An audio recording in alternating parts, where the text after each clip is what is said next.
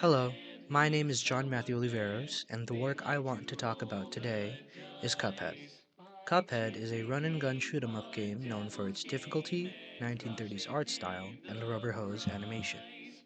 The question I'd like to pose for Cuphead is how it brought its 1930s aesthetic more prominently into popular culture at the time of its release. To begin answering this question, we need to first look at the creation of the game. The Moldenhauer brothers, behind Studio MDHR, watched and studied 1930s animation and what went into creating those animations during the development of Cuphead.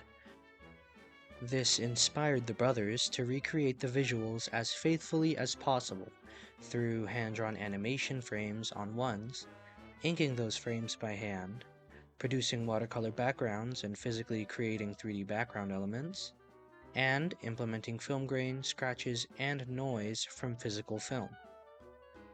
These decisions demonstrated that MDHR weren't going to compromise their creative vision, employing an aesthetics first, gameplay second philosophy. That philosophy created, as a study states, a playable animation experience. But how do those labor intensive creative choices make a better gameplay experience?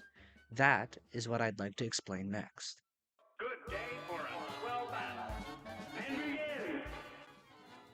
A study on the impact of visual style on gameplay experience highlights flow through clarity and immersion as two key elements that make gameplay engaging. Cuphead achieves this flow through clarity in its decision to animate on ones and in its inherent following of the 12 principles of animation in replicating that 1930s style. This provides players with smooth visuals and a responsive feel during gameplay. Cuphead achieves immersion through its infamous difficulty, which was inspired by another run-and-gun game, Contra. This is also where the boss-focused gameplay of Cuphead is derived from.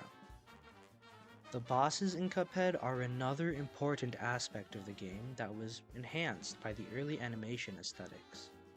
The boss fights capture and follow that fantastical self-contained spectacle, following a main character into silly scenarios that was very common in older cartoons. This incentivizes players to engage with the boss fights not just for the challenge, but to see what interesting concepts the boss has to offer visually and through their gameplay.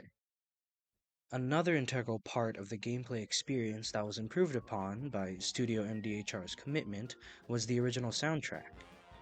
The OST for Cuphead, as you've heard throughout this video, is heavily jazz-inspired, drawing from similar soundtracks for cartoons from the time period. Each track highlights their respective levels and scenes with a very up-tempo and engaging atmosphere. The OSTs for the two distinct gameplay types in Cuphead can be categorized with corresponding genres of jazz, with run-and-gun levels having ragtime tracks and boss fights having big band tracks. The run-and-gun levels and their ragtime tracks provide a lower stakes, lighthearted sound, but maintain high energy to keep players engaged.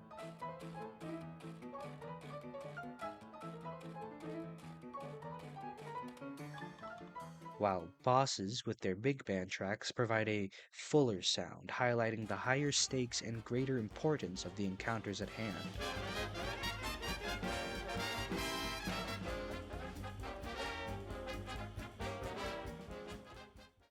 All of these creative choices come together to create a game that allows the player to become engrossed in an experience most likely before their time, introducing the sights, sounds, and wonder that those old cartoons could achieve to a newer generation in an engaging and familiar format.